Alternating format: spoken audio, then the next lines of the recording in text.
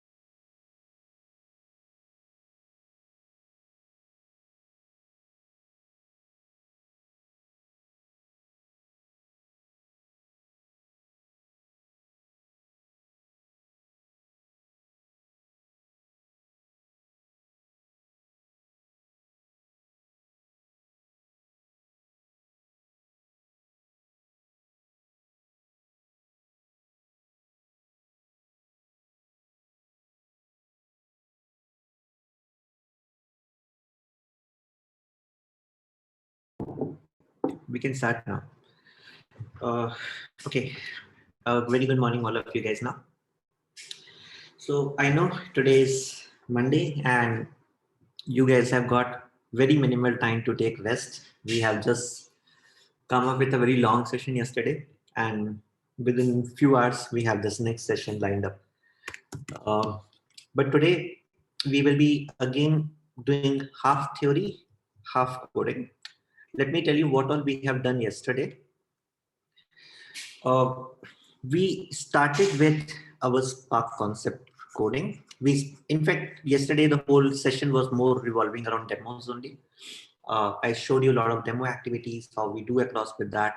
And then we also saw two case studies. One case study, which I taught in the class related to telecommunication. And further to that, we discussed another case study which was related to movie data sets, where we saw how kind of IMDb sort of environment kind of go ahead and give the environment to you. So this was the thing we have done yesterday. In the end, I also have shown you one thing that how we will be, okay, is the recording started? Right? Yeah, fine. In the end, I also showed you how you can use Spark Summit to also execute all this code. I have not yet shown you the coding part of it. This will most likely come today or tomorrow. Now, what is going to be the agenda today? We will start with some concepts. Now, when I say concepts, there will be some, again, optimization techniques to optimize the Spark, what we have discussed, which I'm going to discuss. Then we will be going again to a case study. This case study will be more, think of it like maybe something like to make my trip sort of case study. Make my trip, go IBBO. Shivan, So sort sorry, of, I think you have now shared the screen. Sorry, what you said? We can't see your screen. Oh, you can't see my screen? One second. You can see my screen now? Yes, sure. Yeah, this is what I just, anyway, I didn't write anything special. I just said that yesterday we discussed about these two case studies. We discussed about Spark Summit. Then further to that, today we will be discussing about some concept. We will be talking about some optimization technique. Then there will be a case study again will be introduced for you, which is going to be more related to flights. That's the reason you can think of it more like a make my trip or go IBPO sort of problem statement. Now, once we do this, I'm not sure if we get the time, but in case if I get the time, then I will talk about Spark SQL. I will give you a high level idea how Spark SQL works, how it is integrated with Apache Hive, how it is basically going to have whatever things are involved inside Spark SQL to give you faster execution. Though this is something going to be tougher, we will see to this if we get across the time for it. Otherwise, this is planned for tomorrow. Otherwise, from tomorrow, we will be starting on this data frame, Spark SQL. And since we have already now spent a good time on the data frame aspects and the Spark concepts in detail, plus some optimization techniques, it will be a lot easier now to go into Spark SQL. You will find it like a cakewalk because now you have known the things. It's just understanding few more things with respect to the data frames, data sets, what all things are available there. But we have already spent it even good time in Apache Hive. So now that will make our life easy even in Spark SQL. So nothing like in terms of learning new syntaxes and all will be very minimal for us. So we will be spending majority of the time in just understanding these concepts and all. So this is going to be the way we will be proceeding basically with respect to those sessions. Again, Spark SQL might end up taking some 2 to 3 classes because again, there will be good amount of sections which is going to come into it. Now, let's move on and see what we have to start with some concepts. So if you recall, yesterday, this is something we have discussed. We have seen that how you can have your Spark Summit commands, and in Python, it was super simple to go about it as well. Then I have also shown you that how the things work with respect to your Yarn client, and then with respect to your Yarn cluster as well. So we saw that how in Yarn client, the Spark context stays inside your client program itself, and it's good for the interactive queries. But on the other hand, if we talk with respect to Yarn cluster, then your Spark context sits across with respect to your cluster itself, which is more preferred for the batch processing or general processing what we do. Now, further to this, I have also explained you a few things with respect to how we can define this part, that whether I want to use the standalone system, which is provided by Apache Spark, we use it by local, or we can also define it with respect to Yarn clients. So you can say Yarn cluster or Yarn client, and they will also get executed accordingly. So this is all we have already discussed. Now, one more thing. If you recall, till now, we were also getting connected to our Spark shell directly. Now in this Spark shell also, we were just directly going in. And when you do not specify anything, what happens is by default, it goes in the standalone mode. Standalone mode is the Spark one. Now, if you want to change it to Yarn, so let's say when you're working on a cloud and you want to go as a Yarn, then you can say Spark shell hyphen master Yarn, and it will get you connected to it. Okay, so that way you can also get connected with your shell as well along with it. Now, these are some of the other things you can also provide when you are writing your Spark Summit. For example, you can also say that, hey, I need this much of executor memory. Means, if you recall, we have these executors being defined. By default, it gives 1 GB, but you can change it up. You can define these things. You can also define some Java options, whatever driver Java you have. If you have any additional files, Python files, and so on in the code, which you want to also give, whatever jars I have already shown you, this is also going to define your number of executors. If you want to specifically tell that for this code, go and give me this many number of executors, that is also feasible for it. So same way, you have some more options actually, which you can also define it in order to work basically with the Spark Summit stuff. And I will show you all these things in code. So nothing to worry about it. Now this is a Spark UI. let me show you how this looks like and how it works. Let me come out of this. And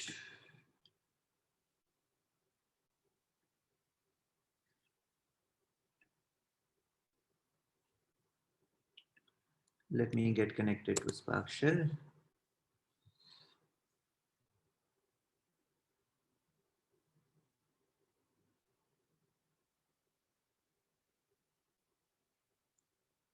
You can see here, this is your Spark UI. Right now, there will be nothing inside it because we have not executed anything for that. Let me bring a browser here and give this. You can see it is starting with something written as Spark jobs and so on, but there is nothing inside it. So what I can do is, let me execute maybe some part of the code here and there. So what I can do, let me see what directory I am in. Sorry.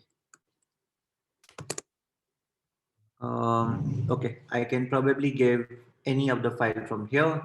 So u.data is also here, right? I can give that. So what I'm going to do, I'm just going to quickly create some RDDs just to show you that how the data kind of shows up here.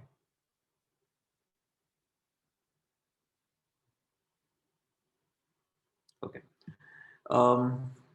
This port will still stay the same. This will not change, but still let me copy it. Now here I will say val num is equal to sc.text file, and I will have u.data to it. So this is going to be my RDD, and I'm going to say num.count. Let's see what's going to come out. So I got this many number of rows. Let's go here now and see what's going to happen here. Let's refresh it.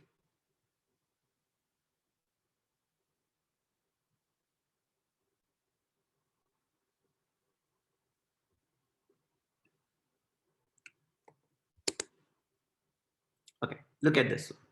So it is telling me that it have basically created something called as count. And basically this is a description for it. This is the completed jobs. This is event timeline.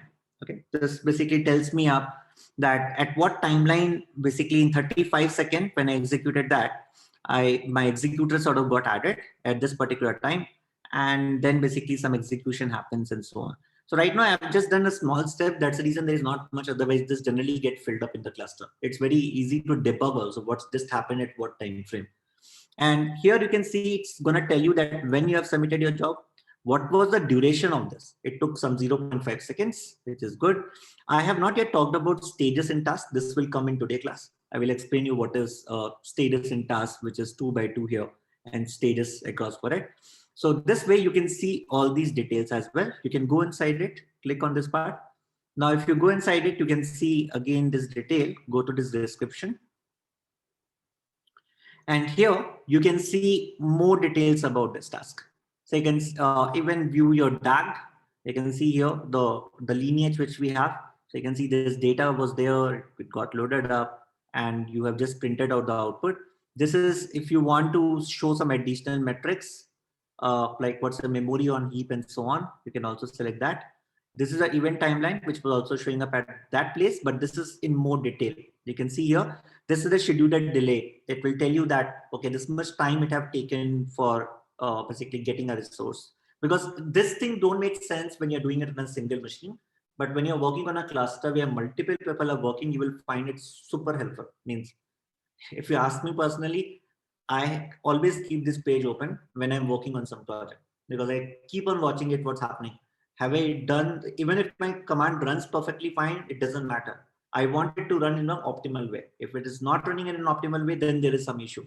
So all those things I watch. Why, if there is some delay, why that might have happened. I think around it. Then I see, can I really optimize it further? So those things basically helps me a lot. Then you can see this is a task deserialization time, serialization time. All these things you can watch it here, right? What's the executor time it have taken. And here you can see the duration, what it have taken is minimum 0.2. And even you can see this is the minimum 25th percentile, median and all that. And even your garbage collection time. Because once your Java process gets over, or Scala process get over, ultimately there will be some objects being created and all that. So it want to clean it up, those temporary objects. So what's the garbage collection time? What's the input size? So again, this will also give us a good idea, like what's the input size around it. Now let's look at this aggregated metrics by executors. Again, here you can see all these things in detail, like what exactly happened at the executor level. You can go basically at your end also once to see how you can see all these details of the job. Now you can come here to the jobs. This is basically for the jobs component we have seen. This is for the stages part we have seen. Right now storage is empty. I will just show you in few minutes when the storage will also come up. There's a concept which I'm going to teach you today. Then this is about environment. This will tell you that what is the environment looks like, all the details about environment. So especially what's a Java home, Java version, Scala version, what's your Spark app ID, Spark app name, when is your Spark app have started, all the details, even executors details, all the details will be shown up here. So even you can see your Hadoop properties, what are there. You can check it out here. It's very easy. Sometimes if you come across errors, then you have to basically come down here and see that whether it's required or not. Um, because of the lack of time, I'm not able to come up to a lot of things. Otherwise, there are so many things when you work on a cluster. Sometimes you have to optimize your yarn also. So a lot of times you have to go and change the heap size of the RAM and all that. And it's a little tricky. You cannot just blindly go and change it to something, some number, because you have to, if you increase it too much, you are again wasting your resources and that's very costly. And if you are decreasing it, then you are having your performance impacted and all. So that way, this environment is very helpful. Like keep a watch, like what's the value around it. You can tweak then the things, then some mathematical calculation happens and we get around the results. Then you have this executors details. Like for example, these are all the executors which are there active. So right now it's again just one executor which I have run, so there's nothing much. But otherwise, if there are multiple executors running in a distributed mode, then you will really see the power of this UI. That how every executor is working, what's the storage happening in that. And while your job is running also, you can keep a watch on this page to just see that how your executors are behaving, in which machine my executor is running fast, in which machine my executors are running slow. And especially I have found it more helpful, this page, if you ask my practical experience in Spark streaming. This page I have found it really helpful. I will talk about Spark streaming also a bit. There I can probably talk about it. So in Spark streaming, it also kind of ensures that if you have a strangler nodes, what do you mean by strangler nodes? Like if there are some data nodes where this is taking a lot of time, some like the process is executing very slow, but it's not failing also, but it's very slow. So it takes care of that part as well. So in this version, like you can easily kind of find out all those details. And because in Spark streaming, what happens is automatically takes care of it. But you will get an idea from this page that which nodes are behaving slow. So you can go back and take some actions on those nodes and can fix them out so that further processes can start working fast. So a lot of things will be helpful from this page, which, like I said, when I work on Spark project, this is by default page, keep running in front of me. Without this page, I don't do anything. This page kind of helped me to optimize. This page helps me to get to know the changes, how it's impacting my performance and all that. Because when you go at the job level and all, it also tells you what's the time it have taken. Every executor have taken how much time. So all those details will be really helpful to understand what's happening around the scene. And like I said, this is not helpful for a single node. Single node, what you will get that. It's just one machine, one executor, maybe some codes which you're using it around. But when multiple machines comes up, it gives you a very nice view and you will really enjoy basically looking at this kind of screen as well. So what I want all of you is, can you all quickly go to your lab now? And in your lab, can you all quickly go ahead and execute just some RDD, just like how I have done. Do some operation. Maybe you can use purple code.txt itself so that you can hit maybe 2-3 operations. And after doing 2-3 operations, come to this page, because at least you will do that filter step. You have to do uppercase step. You have to do then do a count in the last and so on. So do something like that so that at least you can see some timelines coming up for you. Can you all do this in quick 5 minutes?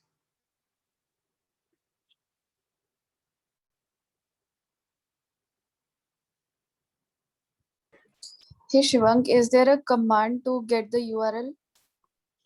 No. When you will connect to your Spark-shell, It will give you that link. You can open through that. Generally, it is available on this port only, 4050. You can try that. Some people also configure it 4040 also.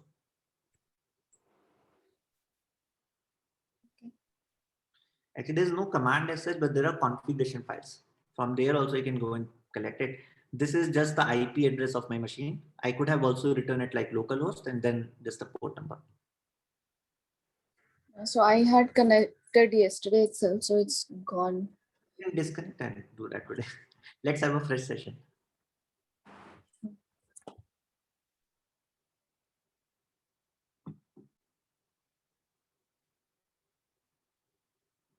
And instead of this IP, guys, you can also write localhost. That will also work. If you're running on a local system, it will work.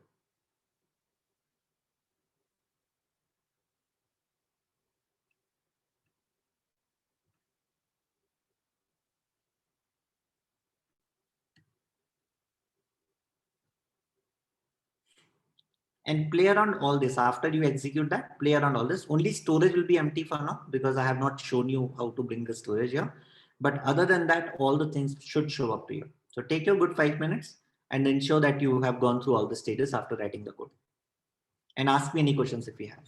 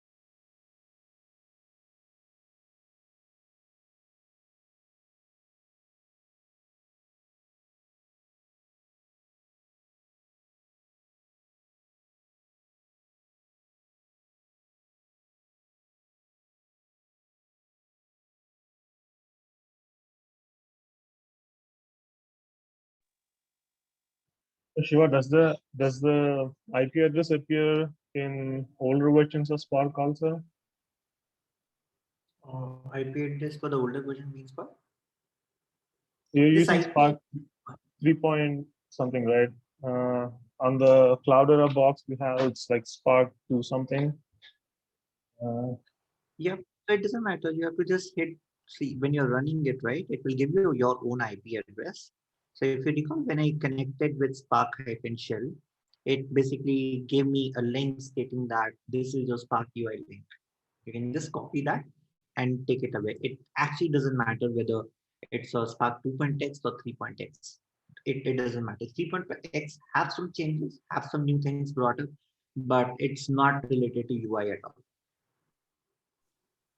Shivank, even I'm not getting the UI. I just got connected. It says master is local application ID with some local dash some number. Okay, you're using the Cloudera, so you can do this thing: localhost slash. Can you try these two port ones? One try with 4040 and also try 4050. Let me know, and definitely add this HTTP and all that before.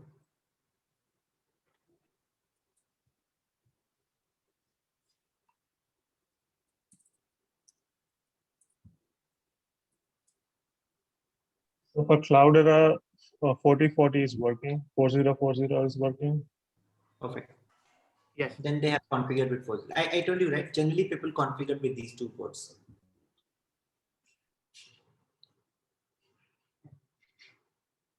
So in my case, it is configured with 4050.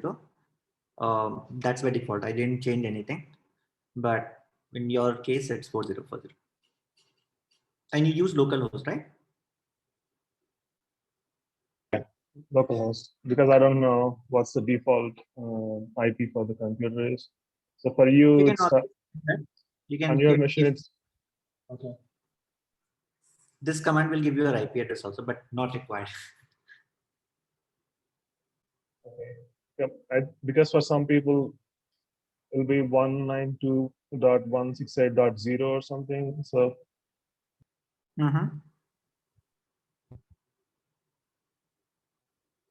As far as localhost is working, it's anyway fine. It automatically pulls up your IP address only.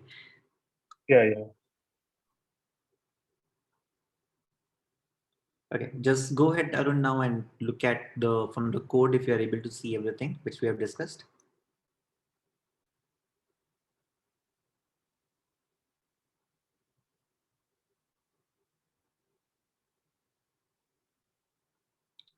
I have configured everything. Techie people laptops always have something or the other.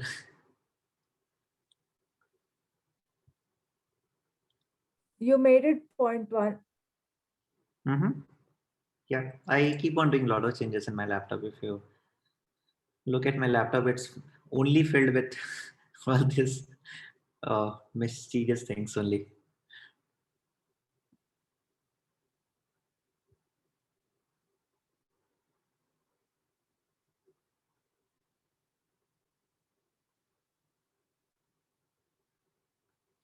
And the reason I can also tell you why I do that, maybe you can explore it once you have multiple clients also. So let's say I have a client FB, I have a client Oracle, I have a client in Mobi.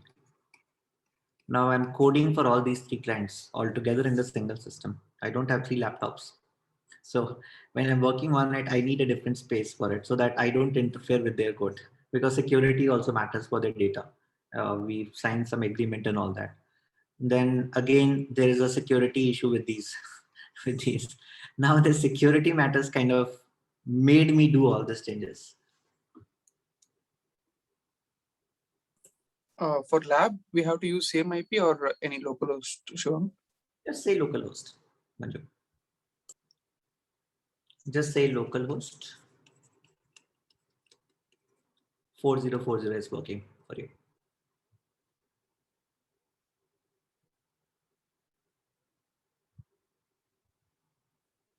Once you're done, just type done in your chat box that you have explored this Spark UI completely.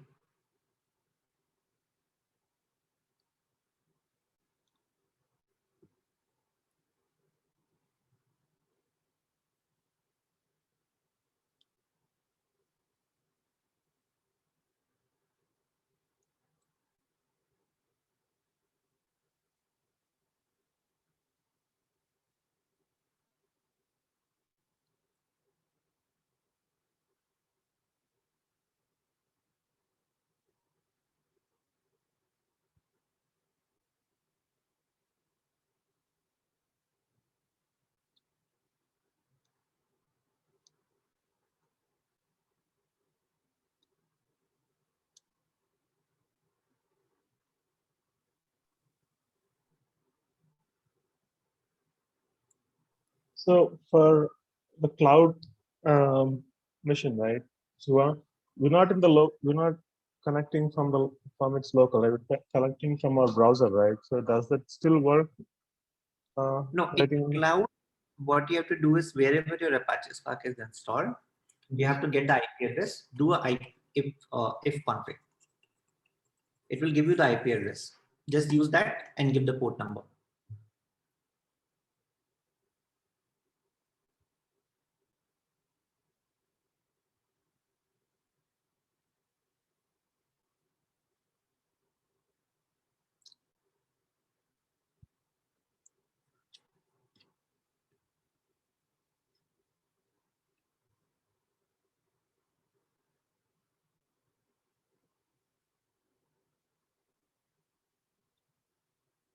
Surbi, what's the issue you are getting?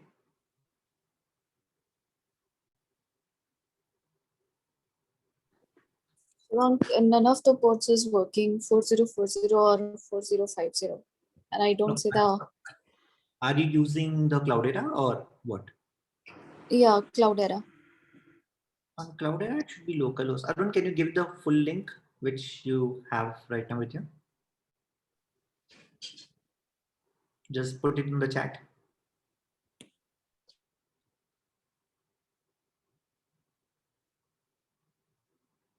It should work with 4040 only for sure, because this Cloudera VM is configured by me. So if I have configured on one system as 4040, it will be same for all the systems. Let Arun, or for whoever it's working, guys, just paste your link, which is working for you. Yeah, just can you type this?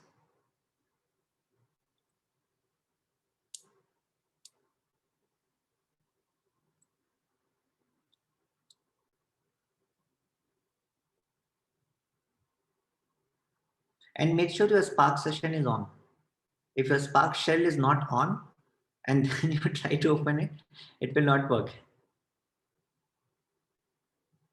So you should be connected with your Spark shell.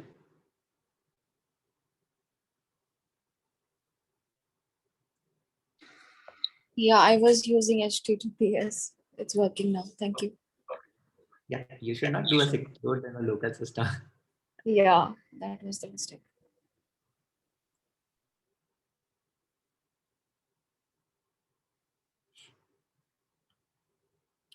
It's last 2 minutes, quickly complete it. And once you're done, just type done in the chat so that I can know who all have completed this.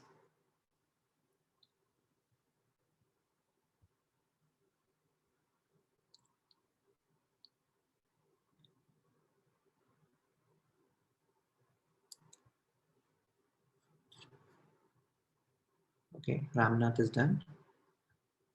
So Ramnath, you have seen the timelines for multiple tasks. Is it showing you a proper DAG?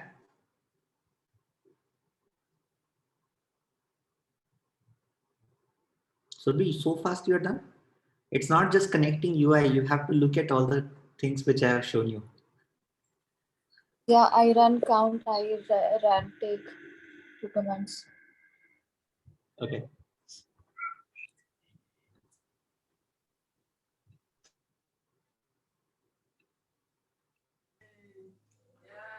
Sorry, Shivang, can you repeat? I was just asking you, you able to see all the timelines properly coming up or the DAG which got created there? Yes, yes. Perfect. Last 1 minute, guys. Complete this.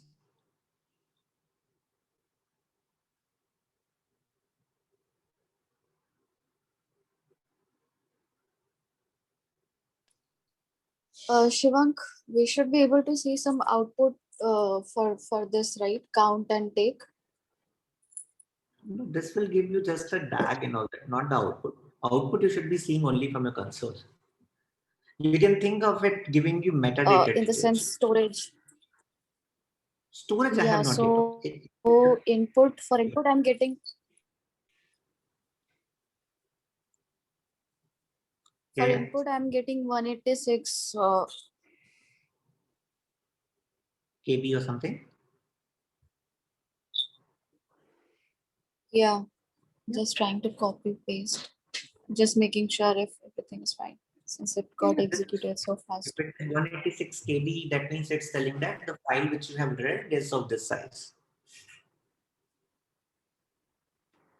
Right. So I was asking for output, it doesn't tell me the size and all. No. For output, no size. Okay. Okay, guys, I'm moving ahead now. So this is the same thing which I just explained you. I just created this in form of a screenshots here.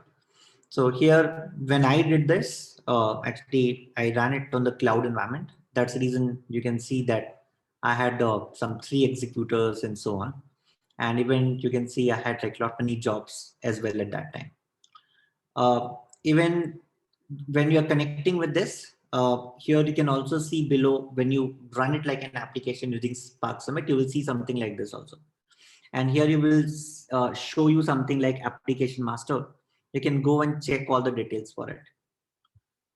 Again, you can see this is the same details we have already gone through. Just click on these links and kind of walk through all these details. I'm not going into all this now right now because we have already seen this in detail.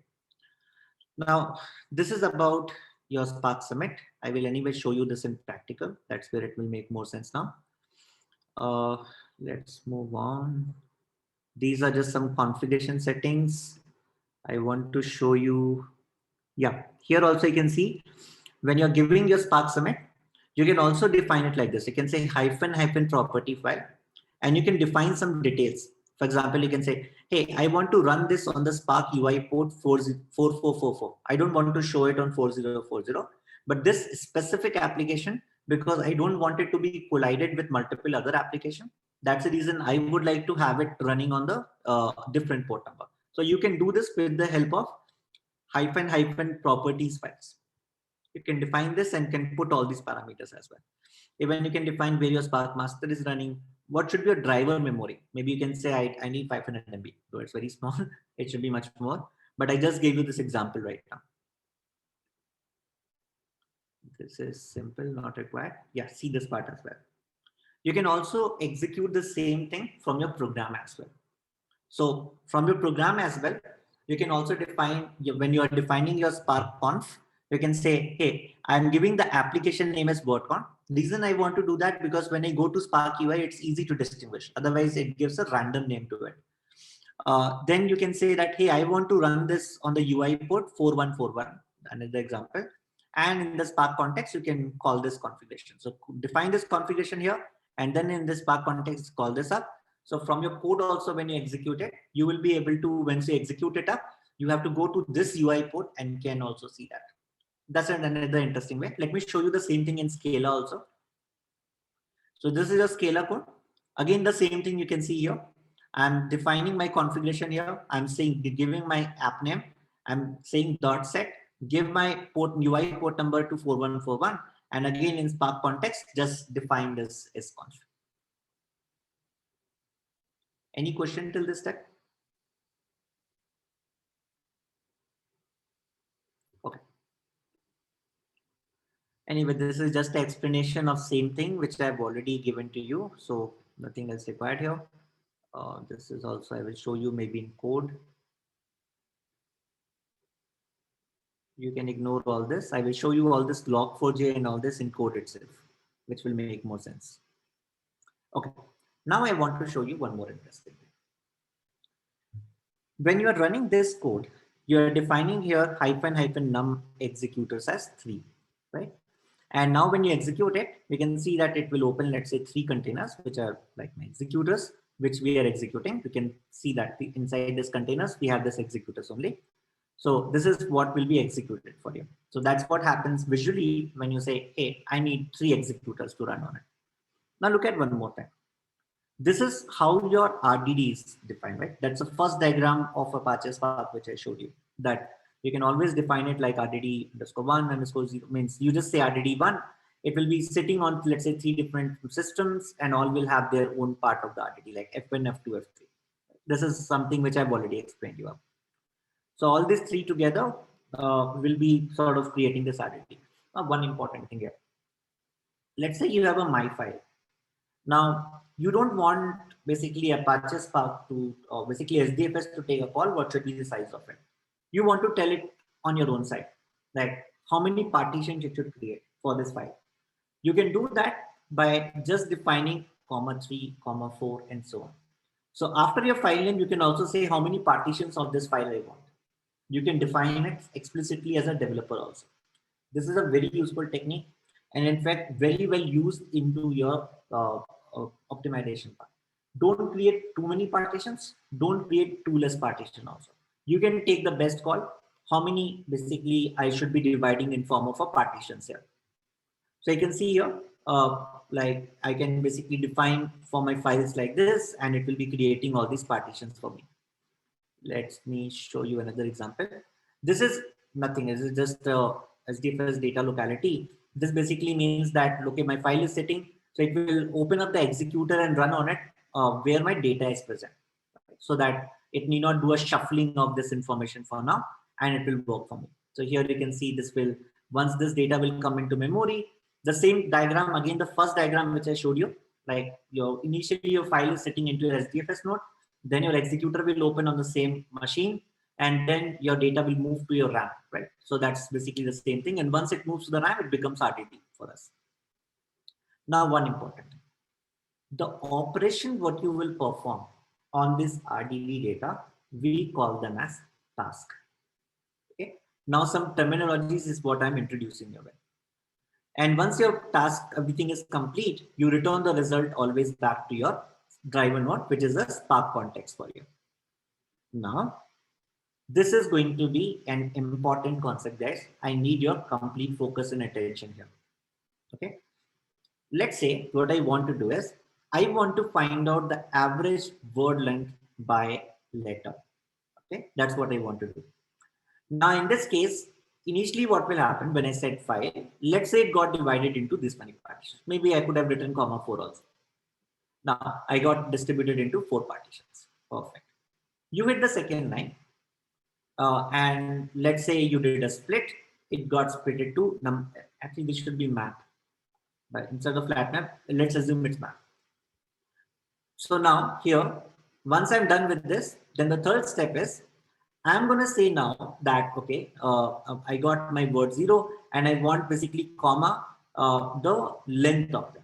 So this is what I'm doing. It created one more RDD. Now tell me one thing, in all these operations, my number of partitions will remain the same or not? Same, right? No. So in all these operations, my number of partitions remain the same. Now look at this part. When I set group by key or reduce by key, now the number of partitions will differ because now I'm doing a grouping. It will do a lot of shuffling of data for you from machines. Earlier it was not shuffling the data, but now it will start shuffling it. Then after that, you did some more operations. Maybe you want to find the average or something. Again, now the number of partition will be similar to this one because this is just doing a map operation on top of it. Now, what I want to convey to you in this step, if you look at this part where my number of partitions have not changed, okay, this portion, my number of partitions have not changed, we call this as one single stage. And you can see when it got shuffled, then again after that we did some execution where again we will have the same stage as well. Okay. Now if you look at this, what just happened here? This is basically defining my 2 different stages where my Apache Spark program is supposed to run. So when Apache Spark creates your optimization plans, it also notices how many stages it have, how many tasks it have to execute, because these things are your tasks. You're executing all the tasks, which blue color lines, what you have here. So these are the tasks which you're performing to create a new RDD from an existing RDD. Now, when you execute your Apache Spark in your machine also, have you noticed it shows you stages? Stage 1 of 1, stage 2 of 2. Have you seen that? That is what exactly is happening.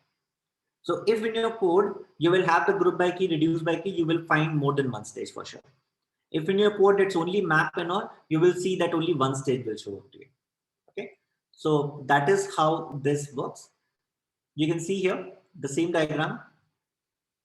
you can see that this is your task being defined. So in this line, you can see all this task is floating because I'm changing across from one task to another task. Here, when I move to another stage, then definitely my task have changed, right? My task have changed completely around for that. Now, this is again the same diagram being just represented in this manner, just to show you that how internally it's working.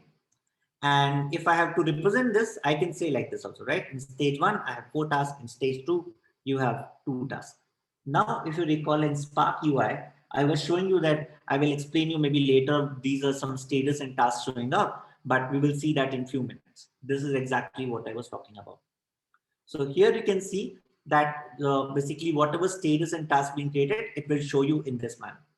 Again, the same thing. I have just represented it in a better diagram here. You can see that earlier when this thing came up like Spark Submit and so on, it was a job, all the tasks which we want to run. Then after that, it created status where your Apache Spark knows that, okay, these stages, this many number of stages I will be having for it. And then basically I have the task within it. Now, why this understanding of this stage is important? Spark do the optimization at the stage level also. For example, now what's going to happen is, let's say you have operation something like this. You say that, hey, I want to convert it to uppercase. And then I want to do a filter which is going to be starting with capital I. Start with capital I. Okay, let's say these are 2 operations. Now definitely these will be one stage. Okay, one stage only it will be setting up. Even though filter reduce the number of partition, but it actually don't reduce it. What happens is wherever the data will not be there. So let's say I have this many number of partitions. Now let's say in this whole partition, everything got filtered, nothing came up. Still it will create this partition, but it will be blank. There will be nothing inside it. Okay. So number of partitions don't change specifically when you do filter. Now, what I want to convey to you here is, so let's say you did a uppercase and filter operation. Now, what's going to happen in this case? Let's say it looks like there should be 2 tasks, right? But no, it will be only 1 task. How it will do as a 1 task? That's the reason it was written as task 1. Since they fall in one stage, what it will do? Let's say it was written as hello purple cow. What it will do is, when it will execute on it, it will say that, hey, let me convert maybe the first character to uppercase quickly, okay, and see that whether it's starting with capital I. So now notice, it is not doing in 2 stages. Till now, what we have understood was that it will first convert this whole file into uppercase. Then what it will do, it will, once it convert, then it will look at that, okay, whether it's starting with capital I or not. No, it don't do like that. Spark do the optimization internally. So it will ignore this line. Remember the pipeline concept? Same way. Now, another thing, what it will do, it will on the same line, let's say it's written as I am an big data guy. Now again, it will quickly look at this. Convert it to uppercase. Look at the first line on it on the same operation, not on the second step. Is it starting with capital I? Yes, take this. So like this, when it is working, so in the same stage, it will always be one single task only. That's the reason in the diagrams also, when I showed you up, I showed you that in a stage, we have one single diagram in which everything is setting up. Clear, everyone? On this component, this is an important thing to understand from the optimization perspective. Though internally it's happening, but you should know about it well. Any question on this part? No? Okay. So this is not required. Yeah, one important thing. If you do on an RDD to debug string, what happens in this case? You will also notice your stages in the to debug string as well. So let's say if you have a shuffled RDD, like when you do a group by key, it creates a name by shuffled RDD or something. And you will notice that after, you can see also it's written as group by key or something. So here you will also notice that indentation will change. So whenever your intent is changing, that means my stage have changed a bit.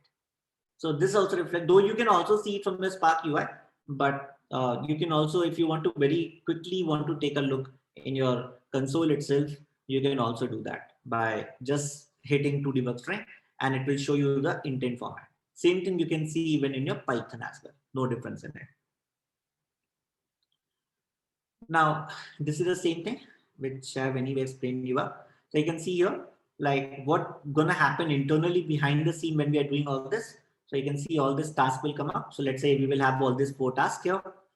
Once we have all these 4 tasks, you can see that it will perform something. It will have all this shuffle of data across with it.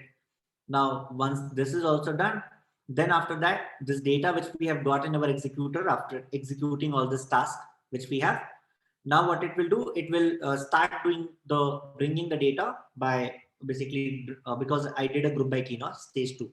So as soon as I do that, now it will transfer the data to the other nodes and so on.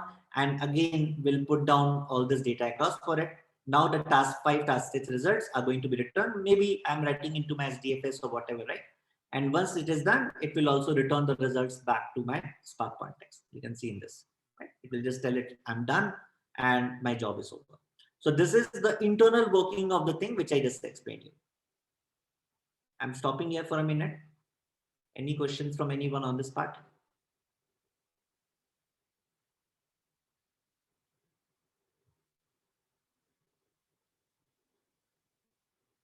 Perfect. Shivang, can you please repeat last 2-3 slides at once again? This one?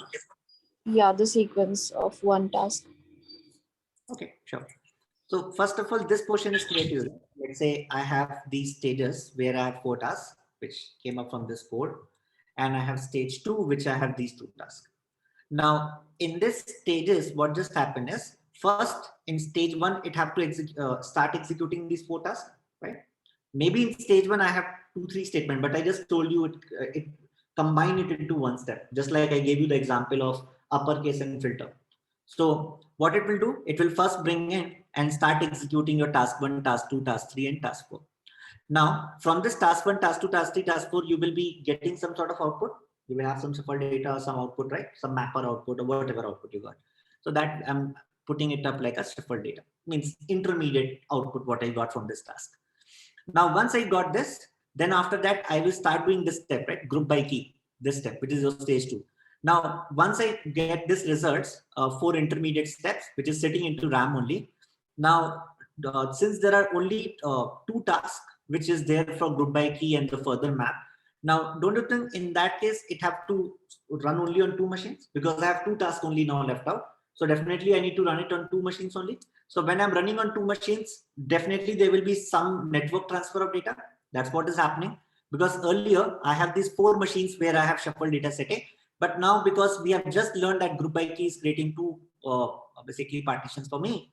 So I have 2 tasks. So there will be shuffle of data around for it. Once this part is also done, this task 5 and task 6, whatever the final output comes out, will write it maybe to my SDFS, and then it will inform to my Spark context that I'm done. Clear, Surbi? Clear everyone on this part? Yeah.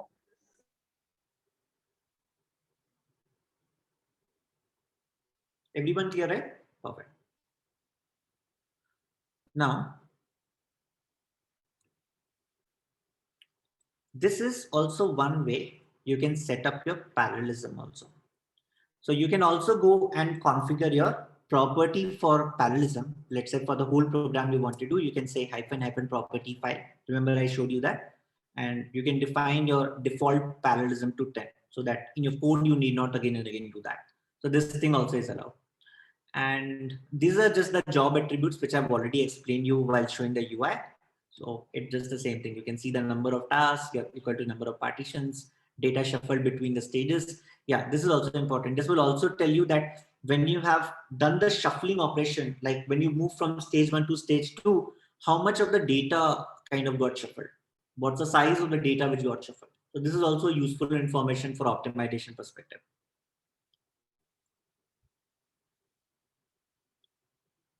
Okay. So this is about your simple thing, which is your parallelism portion, how to deal with the Spark parallelism.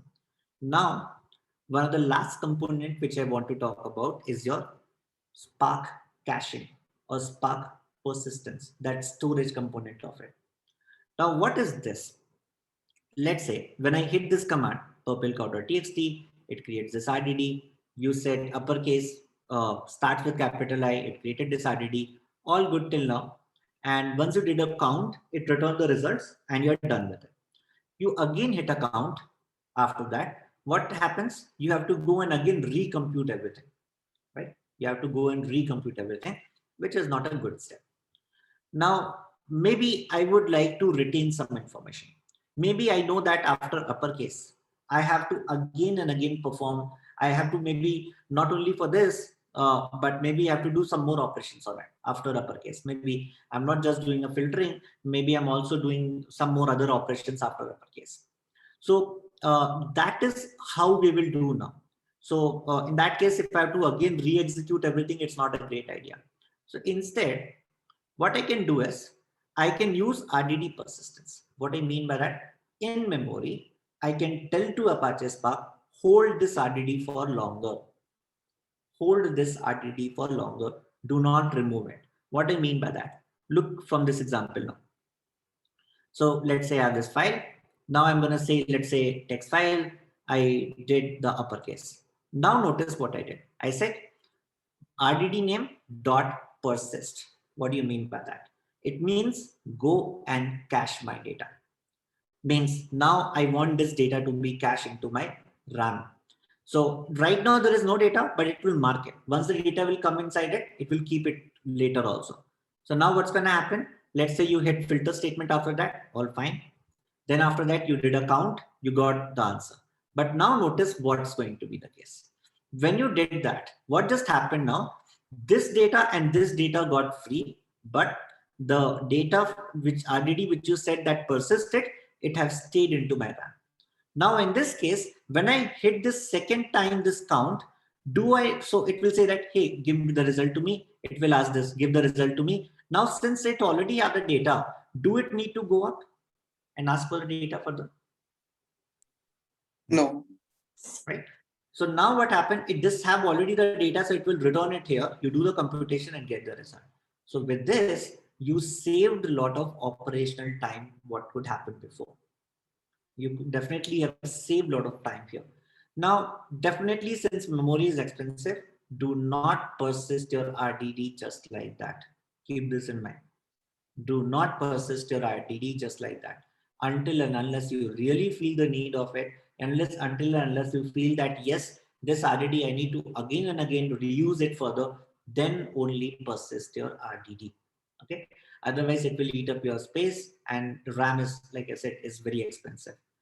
Now, you can see in this operation, once I did this, it have returned the result from here itself, but in fact, it have not gone to this blank RDD at all.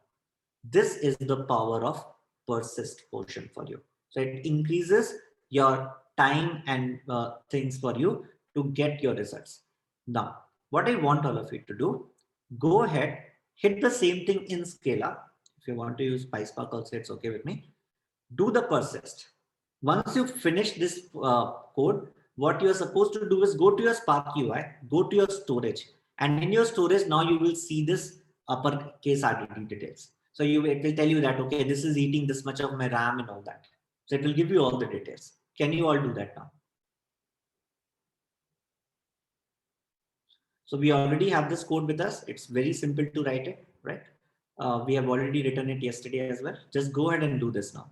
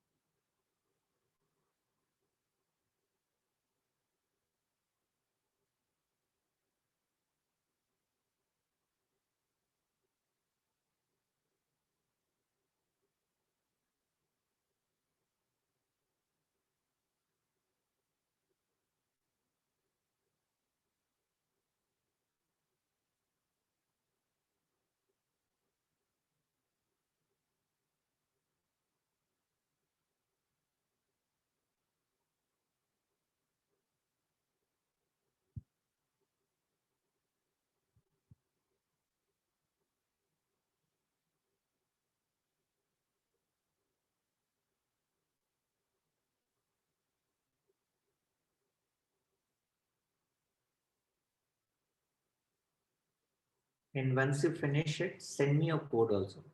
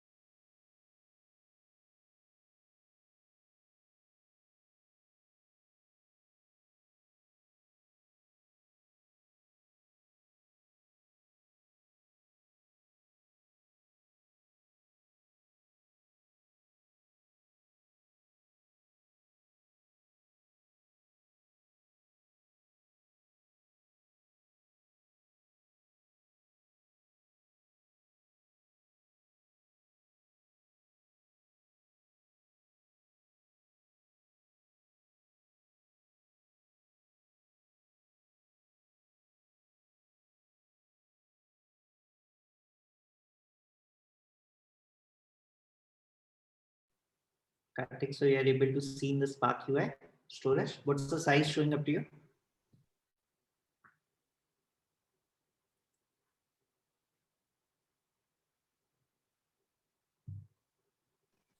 The size is 224 bytes. 224 bytes. So that's the amount of memory you are eating up now because some data is going to sit for your session actually.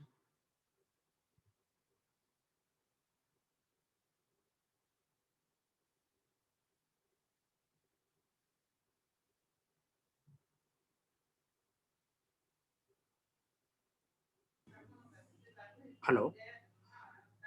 Yes, ma'am. Up till what time will it sit in memory? I will explain. This is the next step.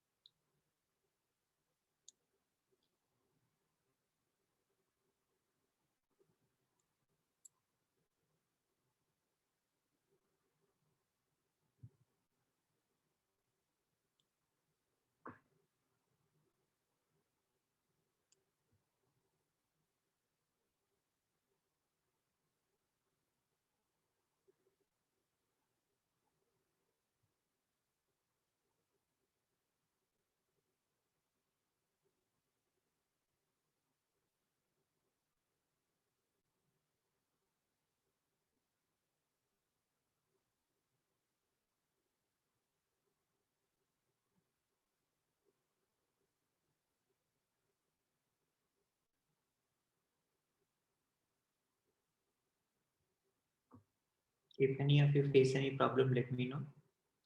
Finish it in next 2 minutes.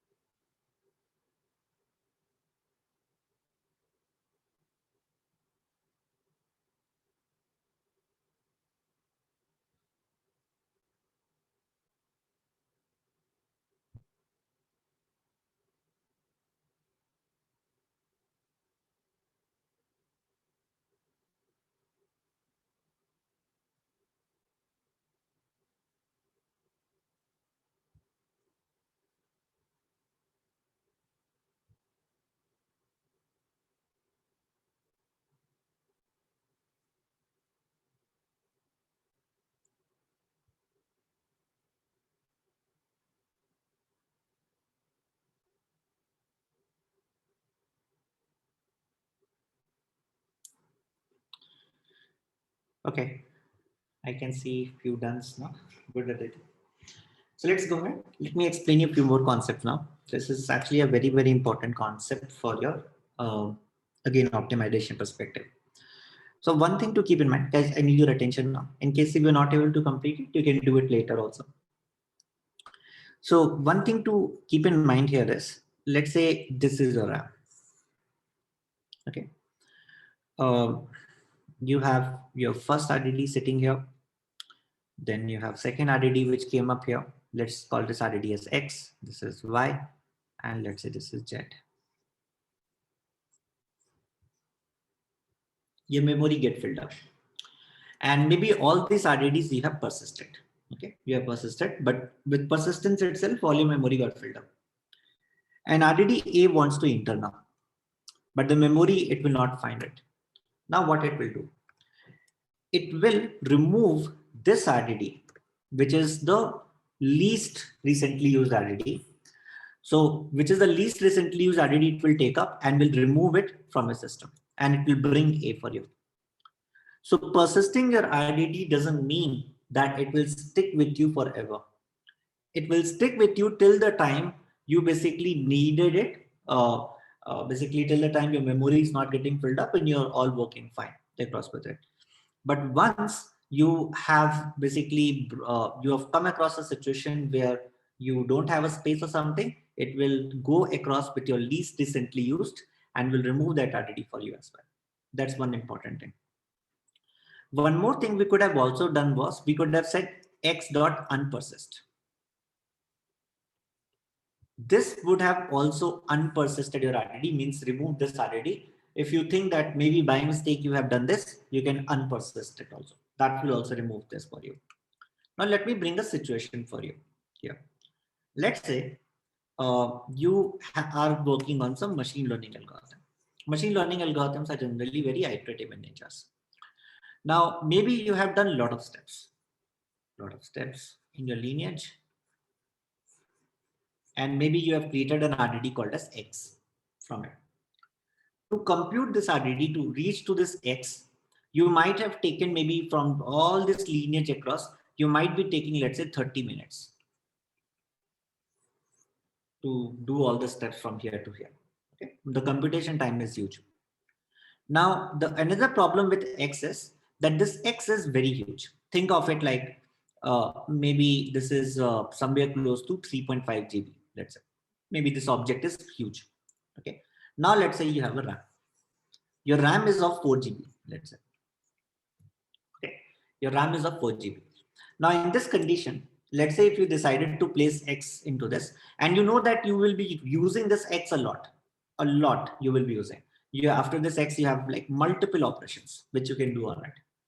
Now, the first thing which comes in my mind is persist it here. Okay. Now there's the problem. If you persist it here, maybe if you have another RDDs coming up, maybe one or two RDD will come up. But maybe after that, if new RDD comes up and it becomes a least RDD, it will remove it simply. And if it got removed, then what will happen? It is going to, if you need X again, it will recompute, which will take 30 minutes for you. Now, what should I do in this case? A better solution is store this X into hard disk, persist it into disk. Now, what's going to happen with this case? In this case, if let's say you bring it to the disk part, and let's say you, if by chance when you have to reuse it, you will be bringing it from the hard disk to the RAM. Now you will say that there's an input output. Yes, there's an input output, but this input output may be just 30 seconds or maybe maximum 1 minute. In comparison to this 30 minutes, this is better. That's the reason we are okay to persist an intermediate RDD like this rather than doing all that computation again and again. So if you come across these sort of situations where your RDD is huge and you think that you're going to reuse it again and again, and you think that this can get kicked out of your RAM if in case some problem happens, so better to also persist it on the disk. Clear on this part?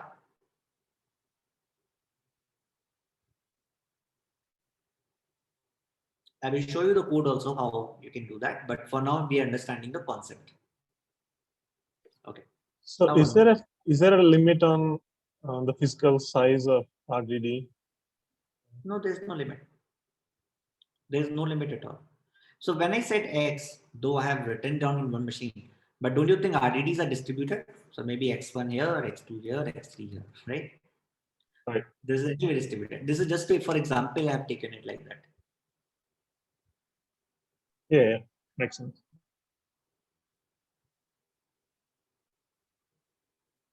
Any other question from anyone on this part? And guys, these are very important things as a developer you should know, because this calls you will take. Spark will not help you here. This is from your knowledge. You have to think, okay, should I persist it into RAM? First of all, you need to take a call whether I should persist it. If you are going to persist it, then what kind of persistence? There are multiple persistence. I will talk about. It's not just memory. It's not just disk. It's not memory and disk. There are multiple persistence. I will talk about few more also.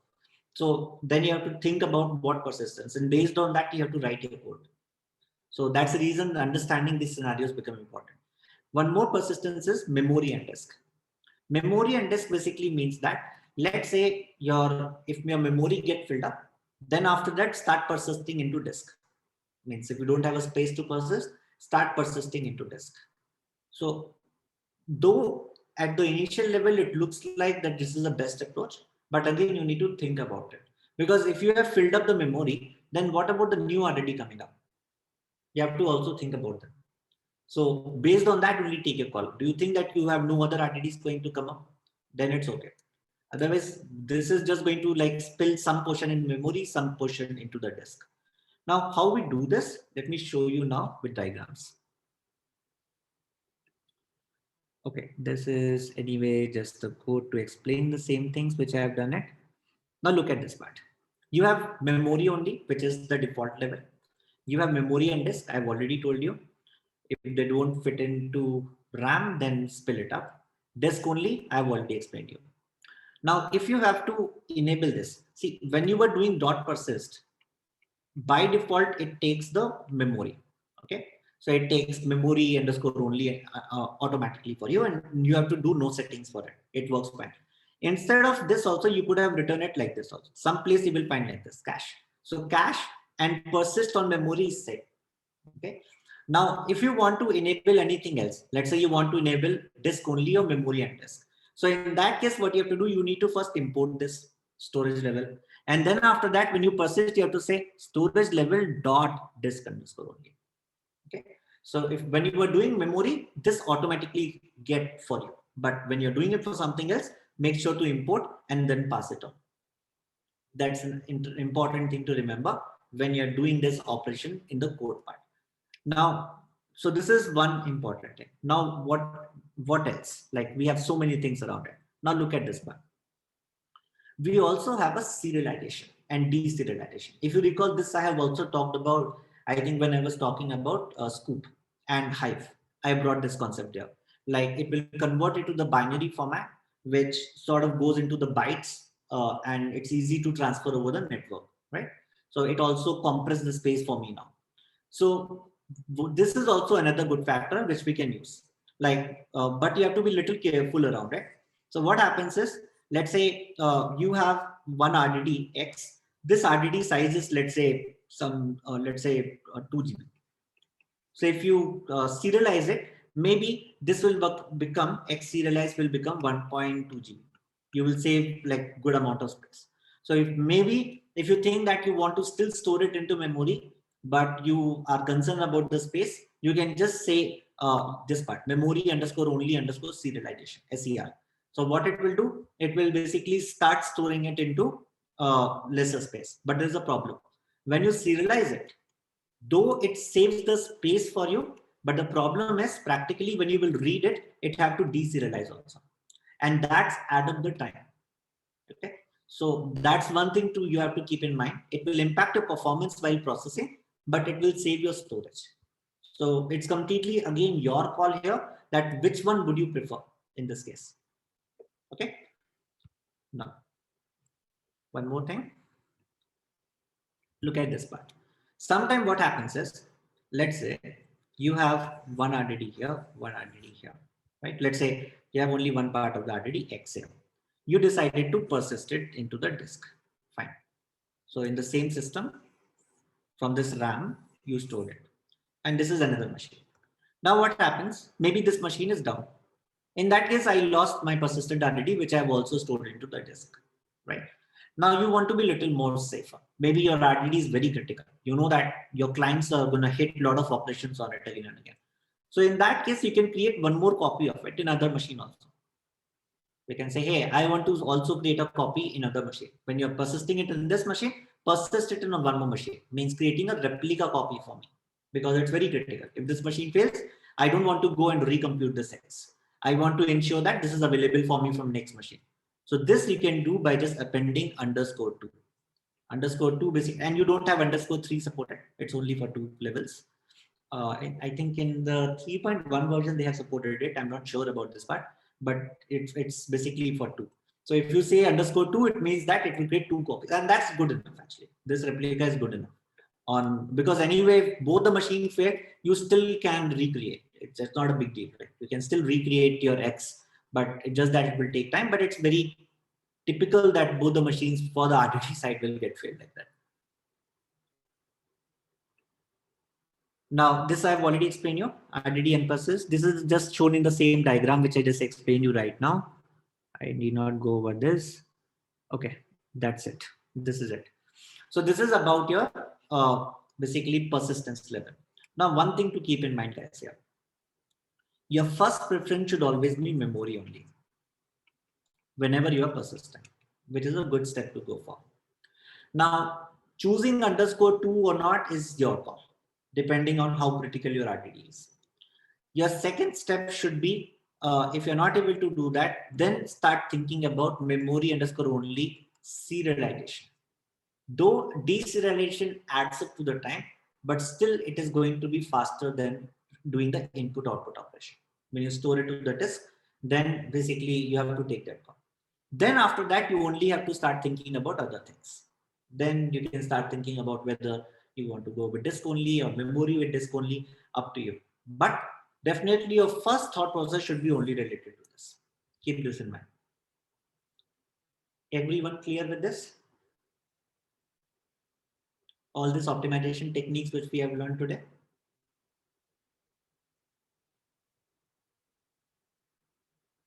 Any question on this part? Like I said, this is a developer responsibility. This is not Spark. So assigning the parallelism is developer responsibility. Choosing the persistence is developer responsibility. So you have to take all these calls. What's going to be more critical for me? Okay. Shivank, I did not understand the serialization concept very clearly. How does it operate internally? So How exactly does it take lesser storage? So it converts it into 0, 1 binary format. So since it converts, the conversion part becomes lesser. It's kind of compressed for you. Converts the data node to binary? Data.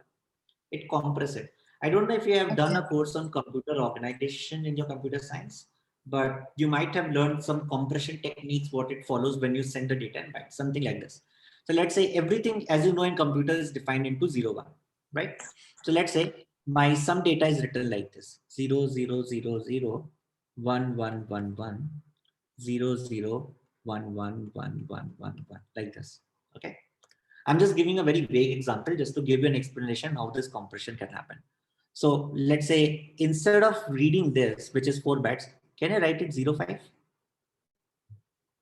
It means there are 5 zeros around it. If I have this win, I can say 14, right? Now, after that, if I have these two, I can say 02, 1, 2, 3, 4, 5, 6. So this is 16. Can you see? This got compressed, but this data is also telling me exactly the same thing. Can you see this? I just gave a very vague example how this compression techniques. Yeah, I remember now. Yeah. So this is basically what it do a lot of things around the same. I'm not saying serialization exactly compresses this way, but I'm just basically telling you how this compression happens. And serialization follows very similar approach around that. It converts into byte format so that it's easy to kind of transmit, and it also compresses data. Clear, Subhina? Okay. Yeah, clear. I just wanted to. So there was this comparison thing running in my mind, right? When we talked about all those compressed file, snappy compression and all. How exactly does it? We can definitely compare and see which one is better, right? So on this one, you can do snappy compression. It will even do much more compression than this. So on this serialization also, you can do this. So maybe from 2 GB, you converted to 1.2 GB. From 1.2 GB, maybe you brought it to 700. Okay. Okay. So this is just a representation of data. You can see this is just a representation of data. But compression follows different mediums, right? Just like when you do a zip, it zips your file. So it's follow one other medium to basically even compress it much more.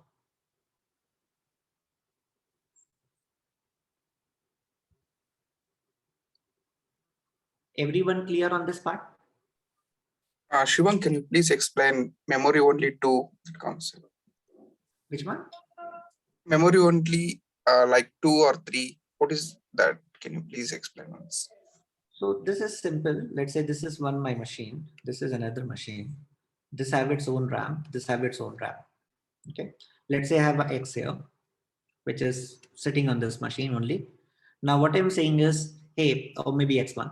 Maybe I'm saying, hey, I want to persist you because I need you again and again. So you said, okay, I'm persisting it here, but you said memory underscore only underscore 2. So in this case, it will not only persist on this machine, but also it will persist in the memory of another machine also. So in case if I lose this data from this RAM, maybe because in this machine some more RDDs came up and due to that this is lost, it will go and check it from the other machine.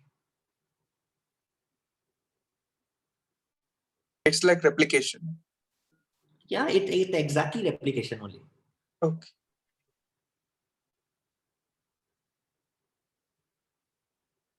Any other question, guys, on it?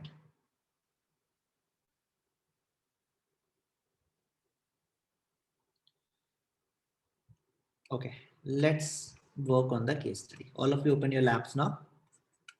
Have you yesterday downloaded the data which I asked all of you to do that, which is flights underscore something, right? Let me just check the name. Yeah, there will be two files with you. One is flights underscore r1.txt. Second is flight underscore r2.txt. Let me just open them up.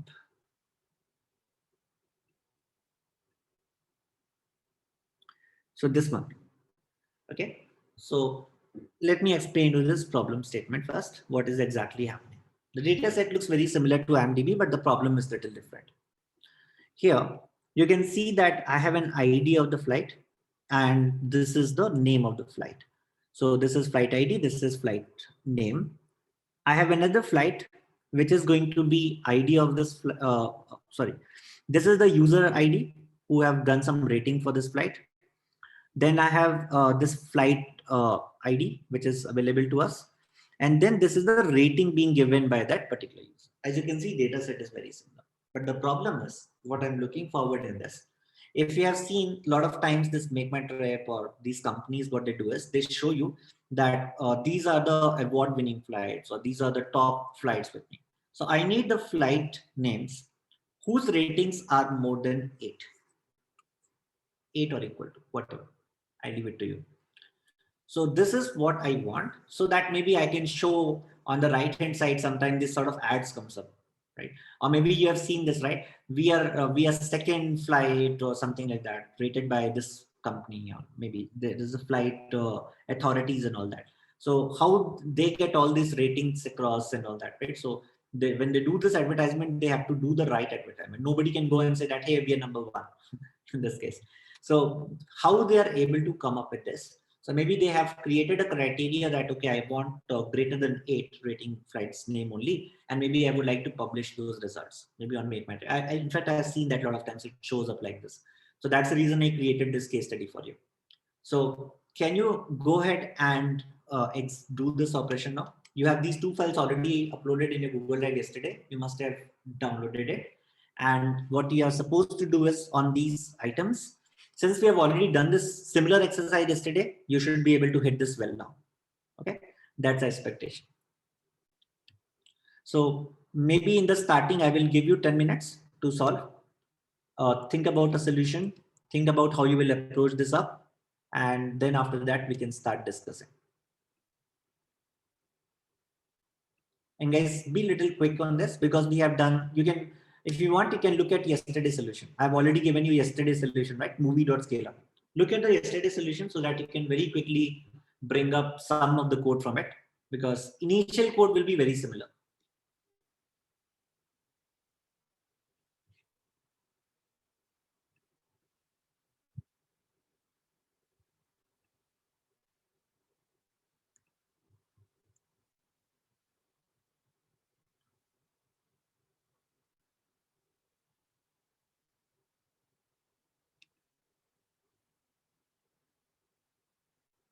Actually here, I'm not expecting you that you give me the exact result.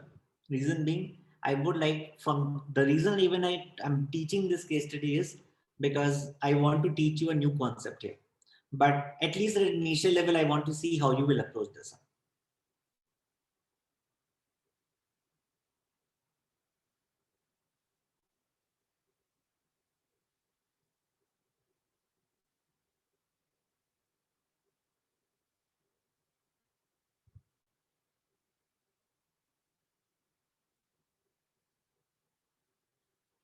And I just want to add one more information for you.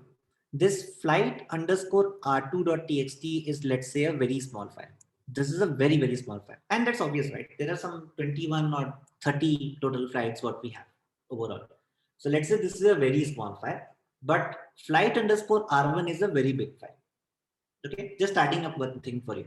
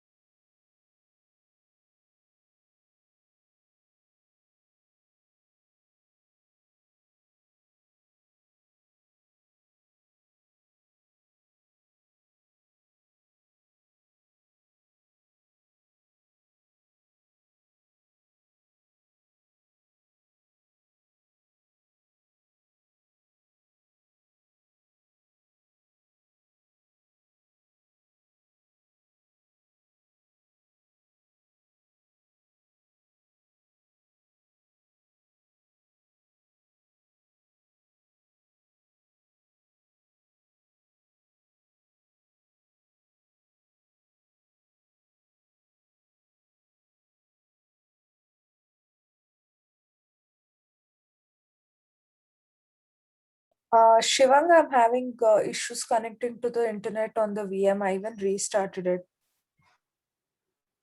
Okay, so you can do one thing. You can pull this file to your local machine, and from there also you can copy it.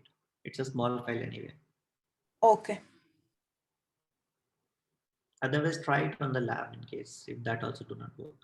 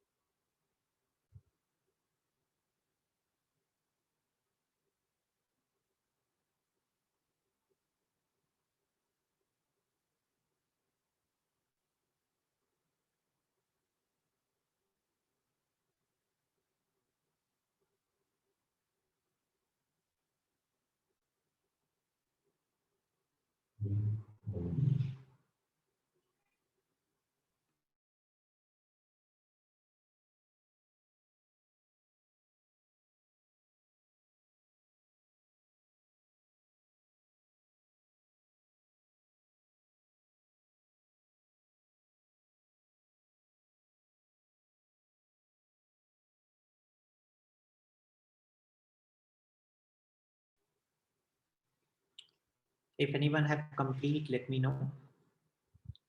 You have another 2-3 minutes to also solve it. I'm 100% sure all of you must be doing it the wrong way, but I let it happen so that you learn the hard way, this concept.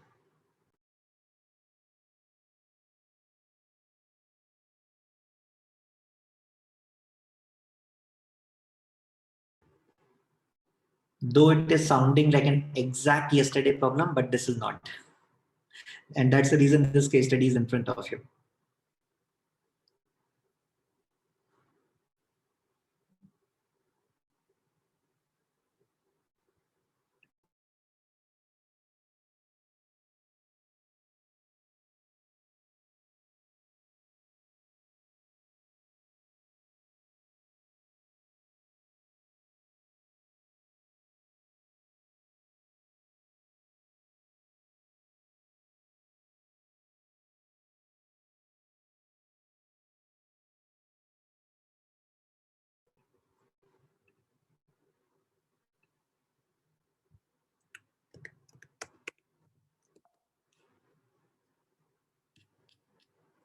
Just to give you an example why I said that this problem is not, all of you must be thinking about using a join, right? But just to tell you, there will not be a single join in this case.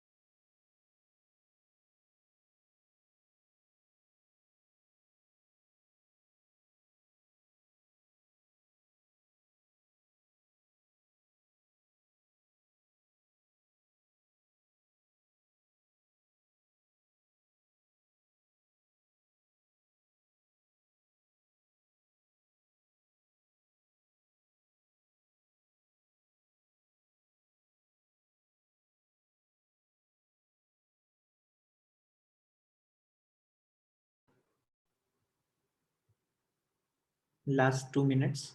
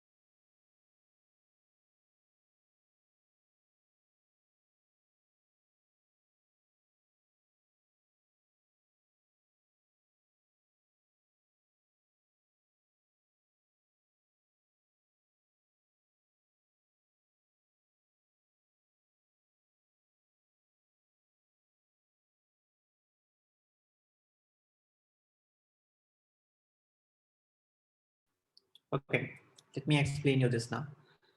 There is an interesting concept. I guess I need your attention now. There is an interesting concept in Apache Spark. Though this problem you could have solved it by using join, just like the way we have done it yesterday. But a better approach is, if there are two files you have, one file is really very small, maybe in just a KB or 2 KB, and one file is bigger. Then what you should do is you should broadcast this one file to all the machines. So let's say you will say this, it will go here, it will go here, it will go here. Broadcast means send this file everywhere. And it will be going basically just like a file, not like an RDD, just like a simple file. We are saying that, hey, I'm going and broadcasting it to you all the machines. Now let that bigger file create an RDD and work across with this file. Now let me show you how we do that.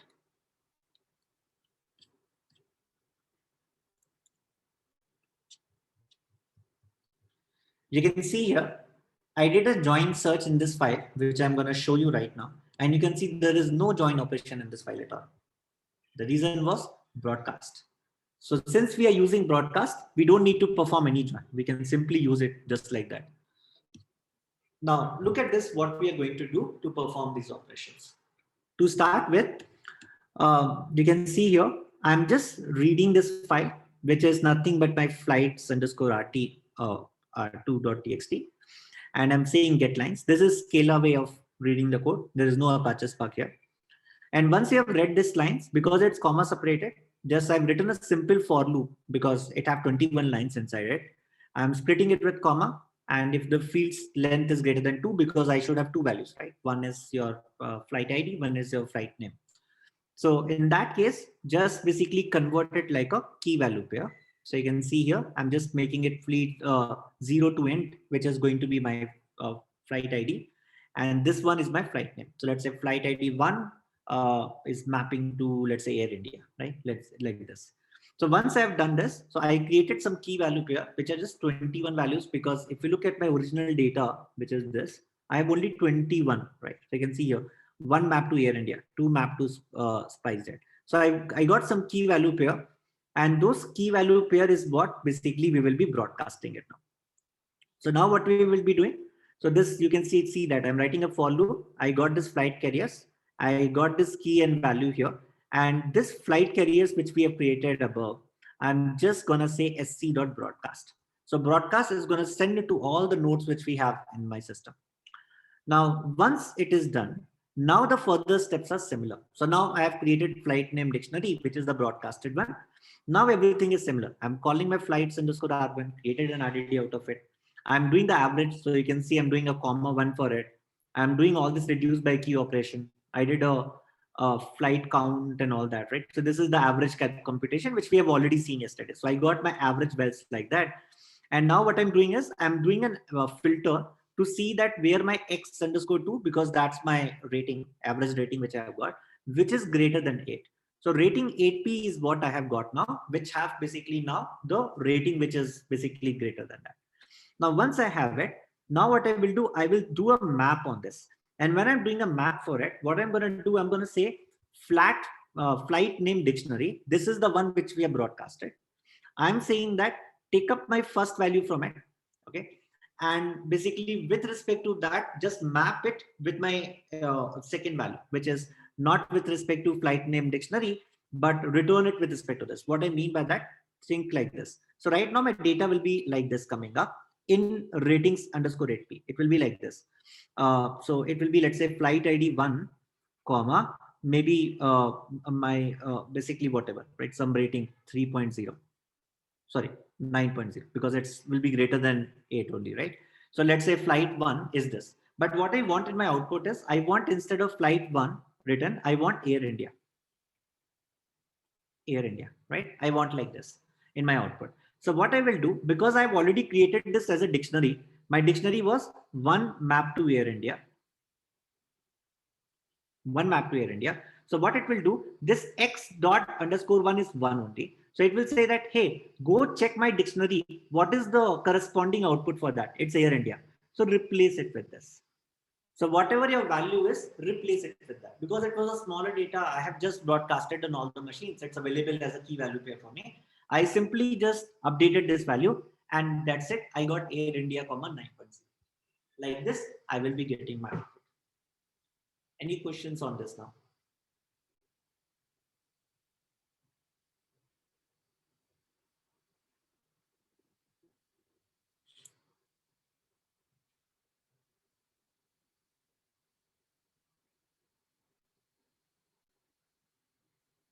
Any questions on that? In fact, anybody have thought about this way?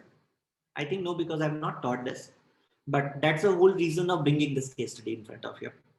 I wanted to show you that though even if you would have done the join way also, it's not wrong. There's no problem with that. But is it optimal? No, it's not optimal at all. So you have to always ask this question, whatever operation I'm doing, is it optimal or not? Because if you do like that, you are still doing join operation, which will do the shuffling of your data.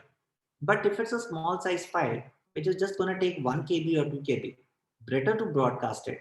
And then after that, once it broadcasted, just use it like a dictionary for yourself and get the result out of it. So that way, it will be much, much faster. You will see a huge improvement in your timing part if you basically follow this approach. And I have seen especially junior folks doing this mistake a lot. What they do is they simply started just thinking about the join immediately and start working on it. And then I have to tell them that, hey, why you did that? If it's a smaller file, just use a broadcast for it. And that should solve your purpose. Everyone clear on this part? Any questions on anything we have discussed till now? So I'm stopping here itself. Now I'm opening the forum for any questions what you have related to this case study or whatever we have learned in Apache Spark. Because the next topic is going to be Spark SQL. Can we go over broadcast once again, please? Sure. So what broadcast do for you? So you had a file, right? Now what I have done, first of all, in this part of the code, I have this file was 1, Air India, 2, Indigo, like this. Now look at this, what I've done.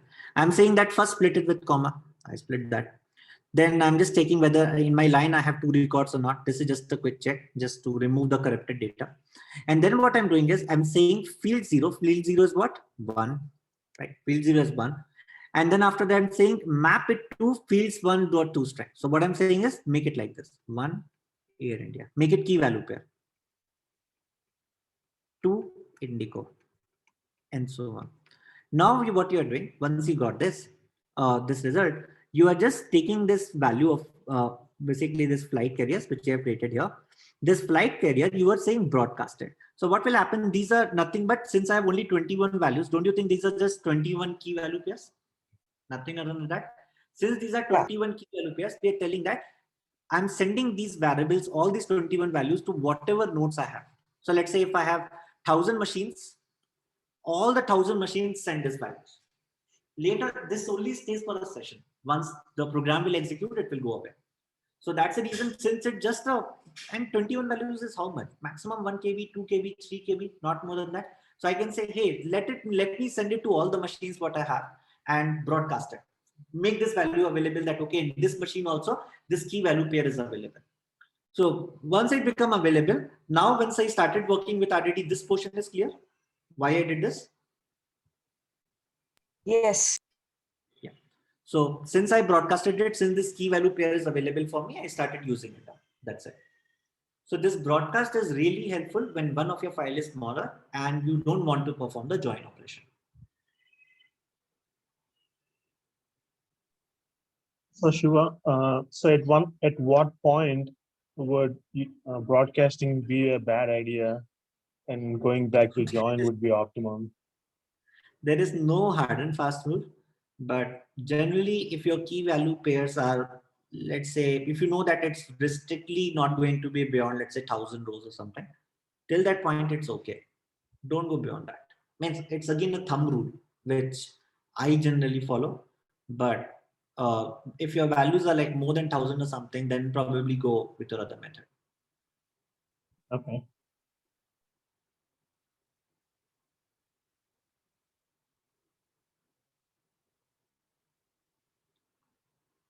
Any other question, guys?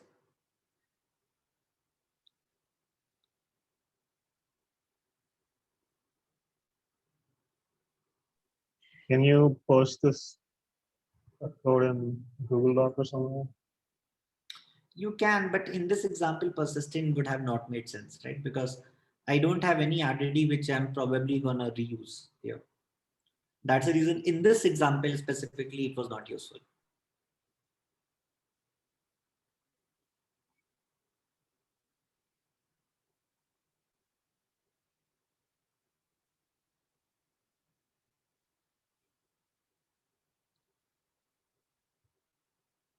Any other question?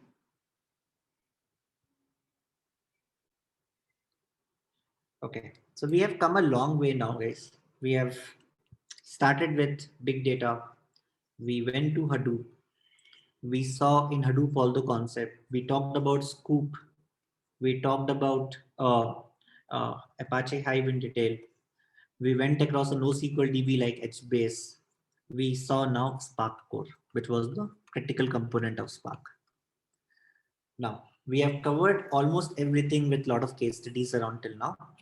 Now going further, this is the one we're going to talk about, Spark SQL. Again, going to be in depth. We will be talking about Spark streaming, not in depth, but just going to touch base on it. And followed by last class, which is going to be Kafka. Okay. So again, Spark SQL and Apache Kafka, I'm going to touch in detail. Even I will talk about some connectors here and all that, which is your Kafka Connect. So we will see this portion in little more depth. Same way, Spark SQL will be in little more depth. So this is the section which is left out for you. Just want to have a quick check. Are you finding all these case studies way of learning to be better in the class itself, which we are doing?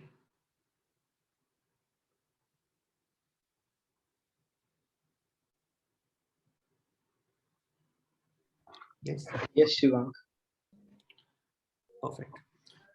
So that's the reason I'm intentionally bringing these some small case studies for you in the session, so that could help you to see whatever concepts you have learned, you are able to implement it or not. Okay, so this is it for today. Let's connect again tomorrow at the same time. Yeah, Arun, you're saying something? We were gonna touch upon Databricks, right? Is that part of Spark SQL, or where does that fit in? Tomorrow itself, I will start with Databricks. Okay. And also, so can you send that code for the case study we just did for the flight R1 and flight? Yeah, I will just upload it for you. And tomorrow we will be working on Databricks environment, so that you get a different flavor of how writing this code. Though I could have also executed all this code on this same Spark shell, but I will be using the database tomorrow, so that you should know how to work on notebooks, how to work here, all the things you should have the flavor of. Yes, Shivank, at the end of this training, if it's possible, can you give us an overview on Spark MLlib? Okay, you want me to introduce Spark MLlib? Sure, Yeah, not now, like at the end of the session. Yeah, means Yeah. you want this to be in this part. That's the reason I'm actually showing that, if in case somebody wants to add something. So just one question, Girish, is everyone aware of ML here? Everybody know what is regression, classification, and all that? A couple of people are into data science, but others it should give an overview about what MLlib is in, and in future if they want to take up that. So I think that should help. Sure. Yeah, in future, this would be helpful in case, let's say, you guys will have some AI trainings. So in that case, like basically whatever you have learned from here, you will be able to connect very well that, okay, how it will go in Spark. Or maybe in future, whenever you conduct a training, that you can also introduce a chapter called as Spark MLlib as well to it. So that's something, and generally I do this. I cover this if people know this AI portion. So that would be sort of helpful in that case. But anyway, so this is one thing which we left out. I'm also going to introduce Spark MLlib. Will not go into too much depth, keeping the time in mind. These two I will be covering at maybe in one class or something. I can cover this thing. So maybe 1.5 class. Remaining time will anyway go to Spark SQL. And in the last class, we will talk about Kafka. Okay, which is going to be a Saturday. Okay, sure. Thanks. So Saturday is a 4-hour session. So this Kafka will anyway go in little more detail. Sure. So this is it, guys. Let's connect again tomorrow then. Thank you, everyone. Thanks, Shivank. Thanks, Shiva. Thanks, everyone.